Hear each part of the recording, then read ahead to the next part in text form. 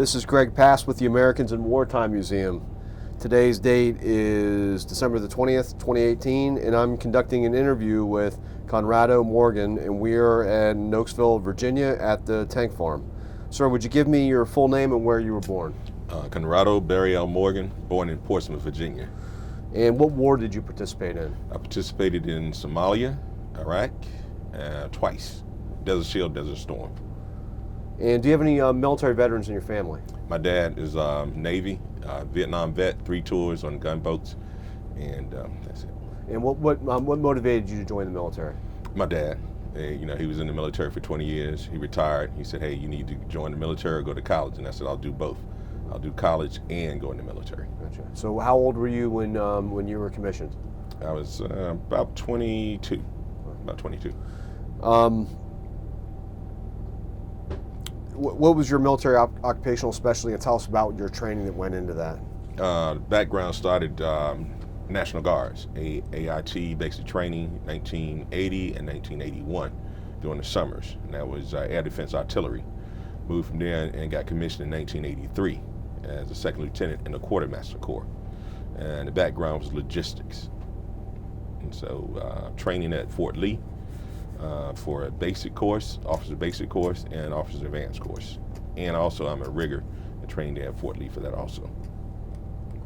So what unit were you assigned to when Iraq invaded into Kuwait? I was in Iraq in 1991. I was at Fort Bragg, North Carolina. And so do you remember when you heard about the possibility that you were going to get involved with that? Right away. Down at Fort Bragg, we're known as the 18th Corps. And we got called and said, hey, we're going to war.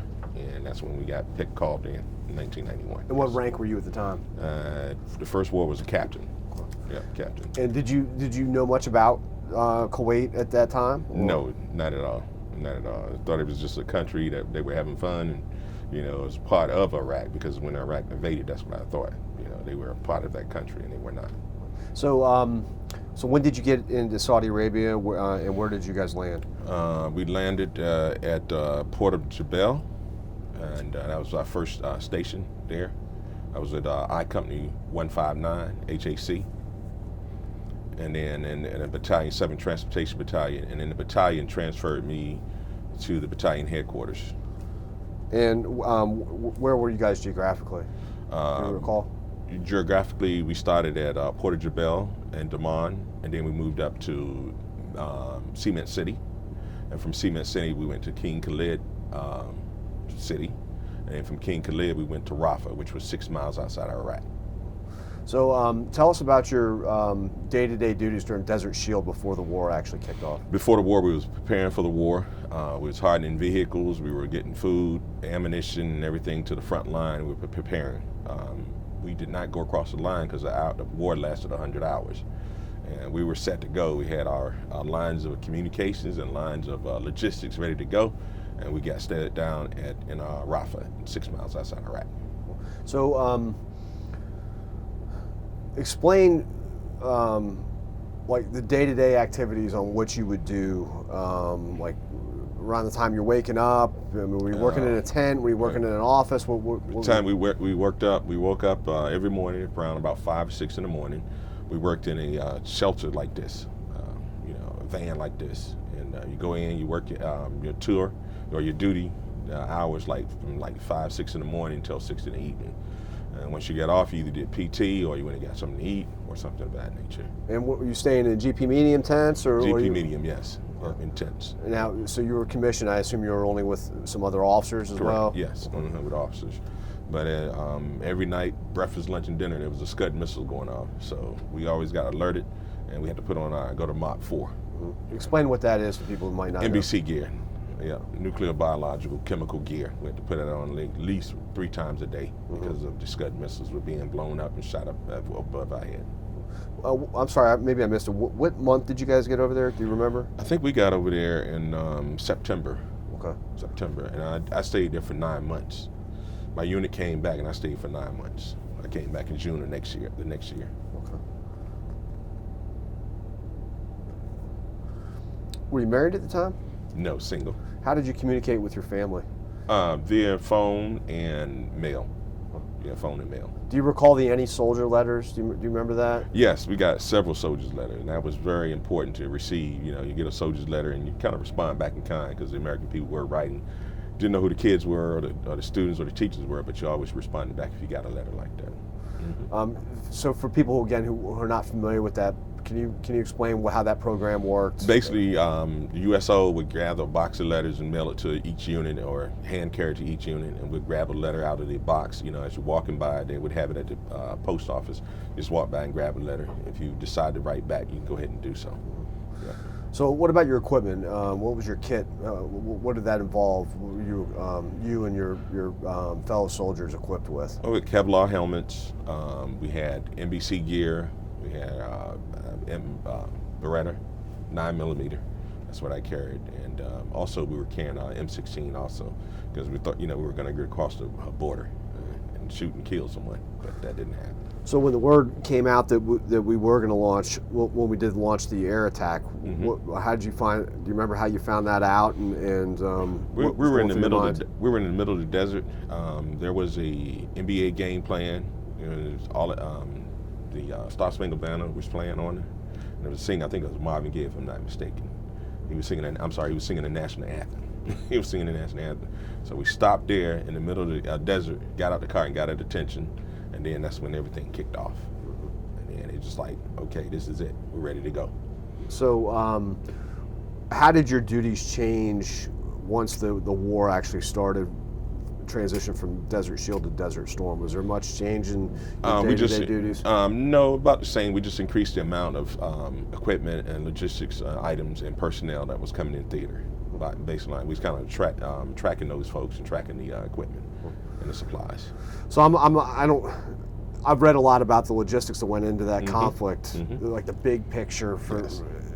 Can you explain how difficult that was to outfit and keep everybody, give them beans, bullets? Yep. So it was basically, you heard of the Red Ball Express. It was the Red Ball Express times 2. And basically what we did, we took that concept and applied it to what we were doing. Our problem was the road network. They put a lot of oil on the roads, and so the roads were slick. And so there was a lot of accidents going on. We was losing a couple of lives due to the accident. So we had to put in a rule that you couldn't drive over a certain amount of speeds on the highways in Iraq. And so that's what's our most hard thing to do, to stop the soldiers from, getting in accidents. I'm sorry, go on. But the logistics piece, as I said, was twice as much as the Red Ball Express, and we prided ourselves on that. So the Red Ball Express from World War II, as you were referring to, can you explain what that was and how that worked? Bottom line, it was like a lot of equipment, a lot of manpower, first time ever doing it, and they tried to set a world record to get it done, and they did. And so that's what it was about, trying to get logistics moved from point A to point B at a certain time and make sure that no one was killed in doing so. Food, what kind of food were you eating? We had MREs, a lot of MREs. We had HOTS during the day for breakfast, for lunch, and for dinner. And then you get one MRE a day. And then also we had some French soldiers down about 500 to maybe 1,000 meters away. And we could get in our vehicles and go visit them. And their MREs were great. They had wine in them. They had wine? Yes. Really? Yes. You run into any camel spiders or scorpions? Nah, no, not at all. Not at all. I didn't. No, I didn't. You're blessed. Yes. So homecoming. Desert Storm was the first large war since Vietnam, and there was a significant difference between the two conflicts on the way that soldiers were treated when they got home. Can you explain what your homecoming was like? Well, I came home basically by myself. I was on the plane by myself. I kind of landed, kind of quiet, peaceful. I was like, where are the people that saying hello? There was no one there. But in a sense, it was okay, because I stayed over there so long, 9 months. I did get to see the parade that my comrades did in New York City with General Schwarzkopf. And I was like, man, I should be in that parade.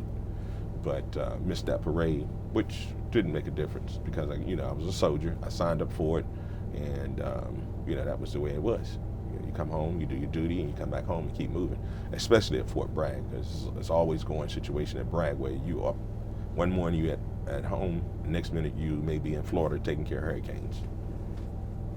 So when you think back to Desert Storm, Desert Shield, is there any one incident that stands out in your mind when you think about that conflict? Is there anything, particular incident that stands out in your mind, whether it's something that was interesting, funny, scary, anything? Well, the Scud missiles getting blown up in the air, that was one. And then the incident I told you about when the national anthem was playing and Marvin Gaye was singing the national anthem, and we all got outside the vehicles and listened and stood at attention.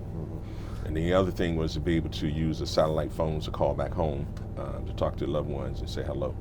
Yep.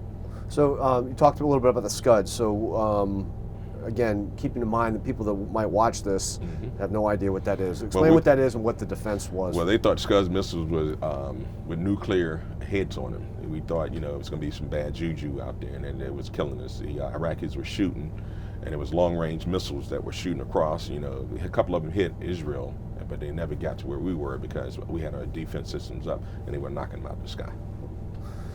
All right, so let's move on. You get home and then you're only home for a little bit, and then Somalia kicks off. So walk us through the general conflict of Somalia, because I think a lot of people aren't that familiar with it, absent the movie. Yeah. They don't know that much about the actual background and how you became involved with that. Well, I was a company commander for HAC 507 Corps Support Group Airborne, and we were at... and this is a different unit than from... Different unit. Okay. It's still under the Corps. At Bragg? At Fort Bragg, okay. Yes. I spent 15 years at Fort Bragg. My title's the unofficial mayor down there. But so we came back. It was about a year and a half or so at Bragg. Everything kind of got quiet, and then Somalia kicked off.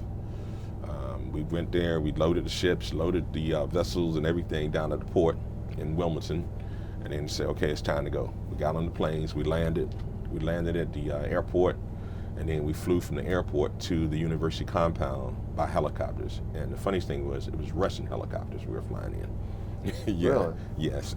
They were picking us up and transporting us all over the place, which was kind of unique. The Swedish was there. We were led by a two-star general, Major General Montgomery. He was UN and he was from Europe. And then our boss was Colonel Jim Willey. He was the Corps commander. Well, not the Corps commander, but HAC. He was the 507 Corps Support Group commander. He was a Corps support commander. And I was the company commander. Every morning we saw bodies in the wire, people dead and shot, Somalians, because we had a Tunisian guard force. 1 round in, 1,000 rounds back out. The day that Black Hawk Down kicked off, I was in the breezeway. And in real quick, I don't want to cut you off. I want to get to that, but I want to put everybody. Where exactly are you guys stationed at? We're stationed at the university compound in Somalia. So there's a perimeter around this. There's a perimeter around it. Looks like any other military type. No, it's a university compound. Correct, but I mean you got checkpoints, stuff like that, security. Okay. Yes. And every day there was 100 to 300,000 people walking by the gate, and I said, if they turn into the gate, we're dead.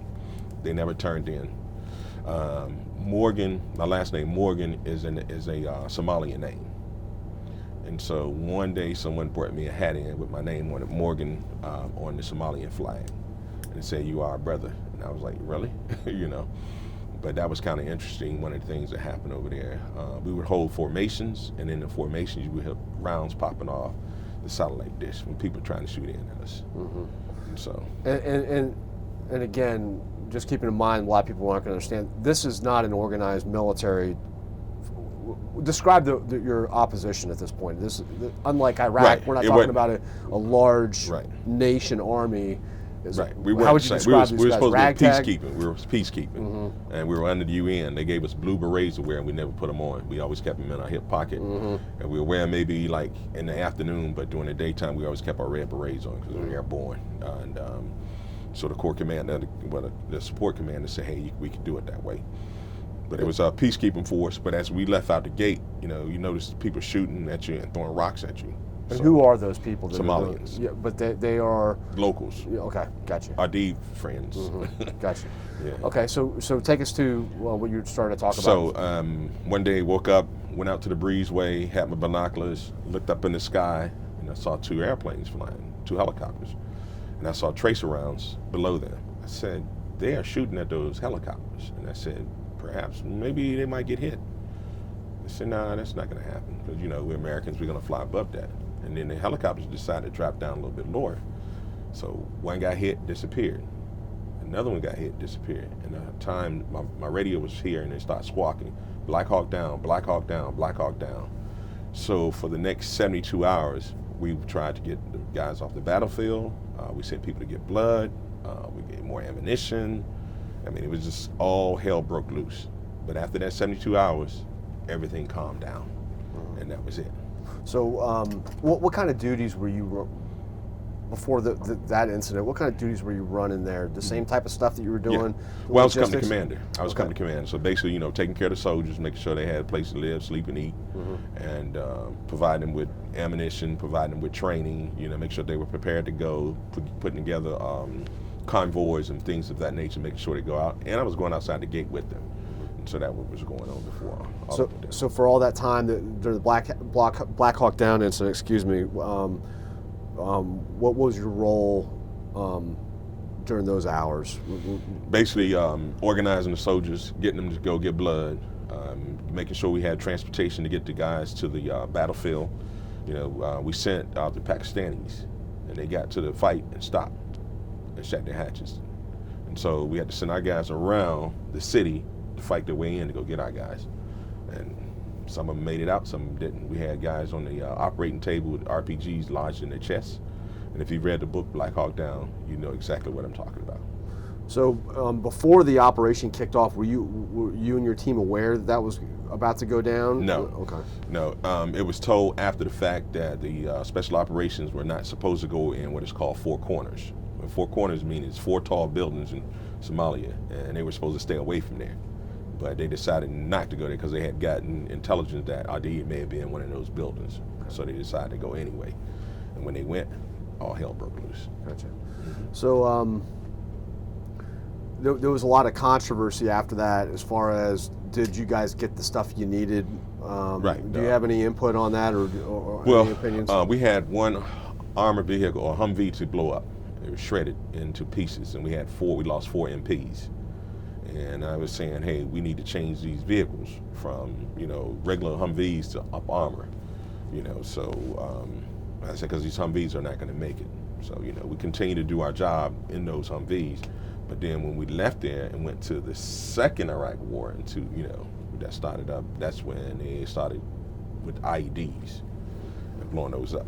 So how long were you in Somalia total? 6 months in Somalia total. And forgive me, my history on Somalia is not that good. How long after the Black Hawk Down incident did we pull out? Probably about 6 months later. Okay. About 6 months later, yeah, because we stayed for a while, and then another unit took our place. After that incident occurred, was there significant increase in security at the university, or did you guys? No, it's kind of quiet. Everything quieted, got quiet after that. It was no one trying to break in. I mean, it was still people trying to get through because we had food. They knew we had food there. The Somalians, they were hungry, so they was trying to get in to get to the food and stuff. But it kind of quieted down. Everything was like more friendlier. Wasn't. After that, that was it. So then you took another tour in Iraq. What year was that? That was 2005. I was a battalion commander for that one. And what unit? It was with Army Materiel Command. Out of Bragg? Yes, out of Fort Bragg. Army Materiel Command. They were up here at Fort Belvoir, but now they at Bragg. So battalion commander, 05, 06? No, it was just battalion commander for Army Materiel Command. What rank though were you at that time? I was a lieutenant colonel. Okay. We didn't have a unit designation. I was the logistics support element at Bragg first. When you get moved over to combat, you become a battalion commander. Gotcha. And so what they did, they changed the rules when I was over there and said, okay, now not only are you a battalion commander in combat, but when you come back home, you'll still be a commander also. Okay. And so that got me to the rank of 06. Okay. So and I was awarded the Bronze Star during the second deployment to Iraq. Yeah. So tell us about your deployment to Iraq the second time in 05. The second time was a battalion commander.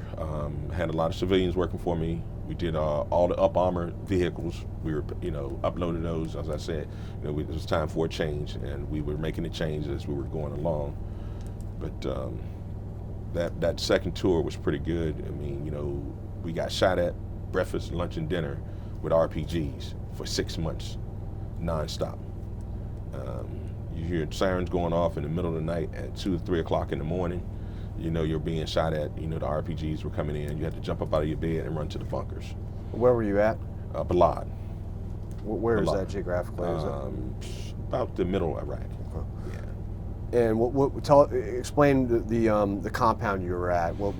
The compound was next door to the air base. We were right next to the air base. So when we landed, you got off the plane and you went right to your area where you're going to be working at. And when I came off the plane, I was like, oh, they're not really shooting at us. Next thing you know, you hear the planes getting hit, ping, ping, ping, ping. So I threw on my Kevlar, my flak vest, and just went to work for 6 months. It was nonstop after that. You mentioned the Bronze Star. How did you earn that? By commanding in combat, by doing my job exceptionally well, and having the support of the commander who was there, the brigade commander who was there. So explain the differences.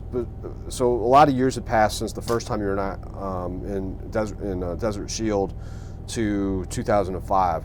Explain the differences in the technology and just the general living conditions between those two conflicts. Oh yes, the first one was like steer environment. It was like, you had to set up stuff like we were in a cement city where cement powder was blowing in our face and all of our hair. You got to take a shower maybe once a month. Your shower was in your Kevlar, once a month. Fast forward to 2005, had not barracks, but modular buildings, and you had lunch, you had a dining facility. The first week I got there, the dining facility was blown up.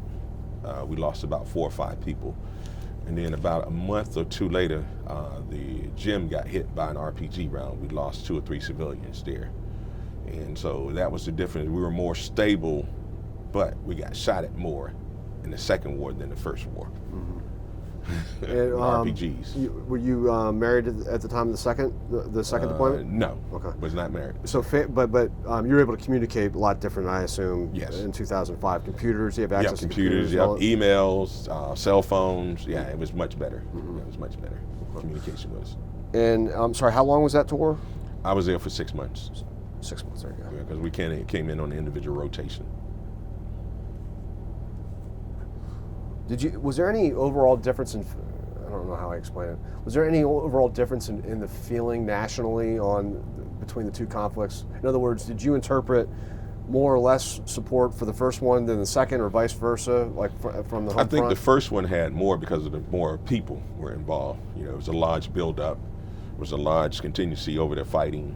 So the first one felt like, you was really there, for the war. The second one, we had a smaller contingency, but you knew you were still at war. Because that, I got there in 2005, so the war had been going on for a while. Things started back up in like 2003, 2004. They crossed across the bridge and all that.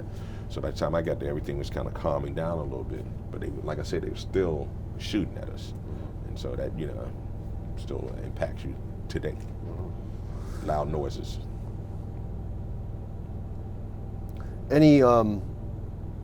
Anything that from that second deployment to Iraq that stands out in your mind? Any particular incident that stands out in your mind?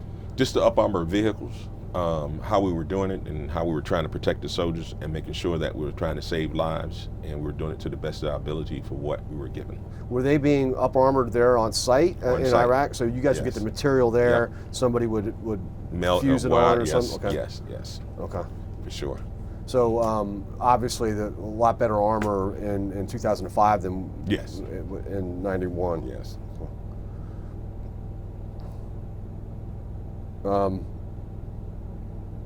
personal question: Do you have kids? Yes, I have one kid. Okay. Her name is Kayla Morgan, 14 years old, freshman right now, high school. And a wife, Phyllis Morgan. She's a doctor, PhD, nurse. So we're going to send you a copy of this video. Yeah. We'll also post it on our website. And so theoretically, a couple hundred years from now, one of your great grandkids might stumble upon the video, what would you want them to know about your service to your country? Service to the country is that I'm proud to have served. I'm proud that I had the opportunity to do so for 31 years. I'm proud that I still have the chance to walk around in America or any country that I want to, because we fought for that freedom.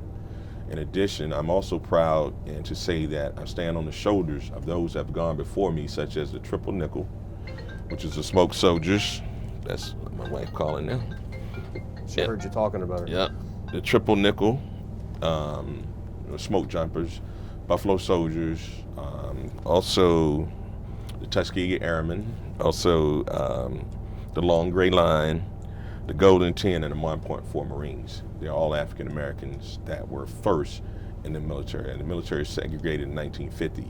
But after that, it was still different units that were still participating, and they still have a tradition going today. And so I stand on their shoulders, and we stand on their shoulders, because I knew when I first came in the military, I was one of the only African American officers stationed out in Fort Hunter Liggett, California.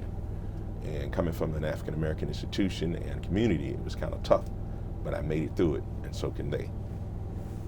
Well, if you had a young man or a young woman come to you and ask and say that they're considering serving in the military, what advice would you give them? I said, let's go.